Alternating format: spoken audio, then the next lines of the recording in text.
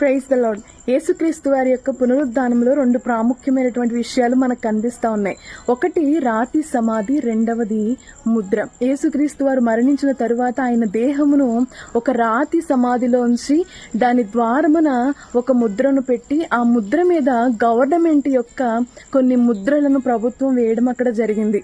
అయితే ఆయన మరణాన్ని మన ఆత్మీయ జీవితాల్లో మనం సాదృశ్యంగా చూసినట్లయితే మన ఆత్మీయ జీవితంలో సమాధి వంటి పరిస్థితులు మనకు అనేక పర్యాయాలు ఎదురవుతాయి. సహవాసానికి దూరం అయిపోవడం, ఆత్మీయ జీవితంలో దేవునికి సహవాసానికి దూరం అయిపోవడం లాంటివి మన జీవితాల్లో జరిగినప్పుడు ఆ సమాధి వంటి అనుభవాల్లో నీ మీద కొన్ని ముద్రలు వేయబడతాయి. ఆ ముద్రలు ఏంటి అంటే లోకము, పాపము, శాపము. అయితే ఈ ముద్రలన్నిటినీ యేసుక్రీస్తు వారు ఏ రీతిగా పునరుత్థాన శక్తి ద్వారా జయించారో మనం కూడా మనకి దేవుడిచ్చినటువంటి పునరుత్థాన శక్తి ద్వారా మనం వాటిని జయించుదుముగాక.